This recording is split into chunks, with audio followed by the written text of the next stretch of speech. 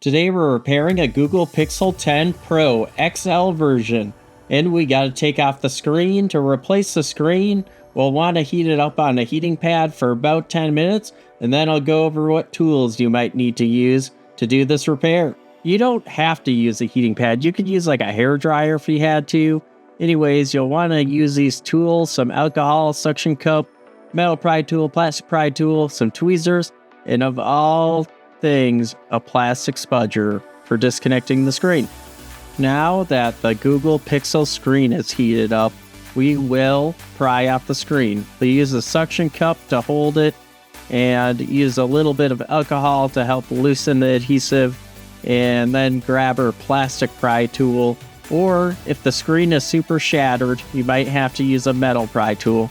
The screen wasn't shattered at all, so I wanted to try reseating the connection, but the customer told me when he picked it up actually that he dropped it and the screen like half worked, so it didn't matter that I tried that, but it was just worth the shot. Try to save him some money. He said it half worked, and then all of a sudden the screen just went black and it didn't fully work. But he was able to find me with half his phone screen working, and we are able to repair it. So here we are prying off the screen with our plastic pry tool, and I recommend if you do get your metal pry tool underneath the screen, use a plastic pry tool the rest of the way around, just because you don't want to accidentally short something while the battery's still connected.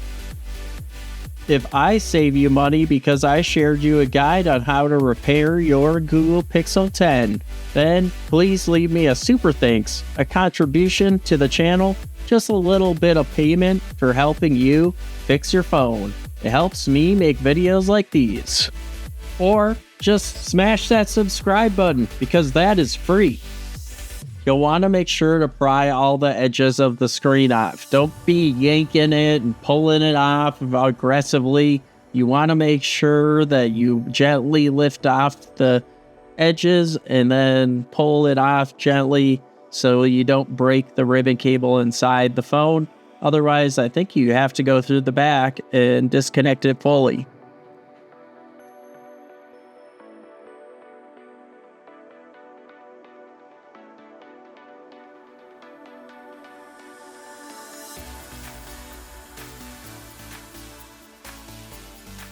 Once you have the screen completely free from the frame of the phone, you can flip it open from the top and flip it open just like that, top to the bottom. I don't know how to describe it, but there's this bracket on the back of the screen and we'll have to remove it.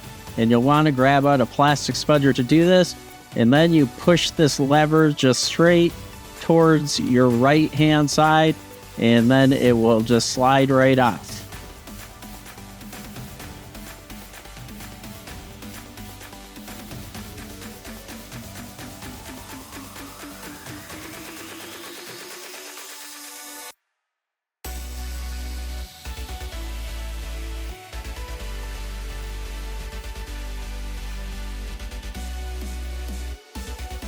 Once you have the screen completely removed like that, then you can just disconnect it.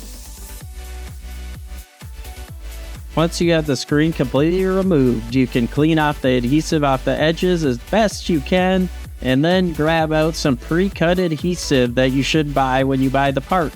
And I bought my part from mobilecentrics.com, and I'm no affiliate with them, so please leave me a super thanks for telling you where I bought my part. But anyways, I repair this phone and normally just add $100 to the cost of the part. And I'll repair the phone for you if you feel a bit nervous doing the repair yourself. Email me, mark@worthitRepairs.com, and we can get something set up.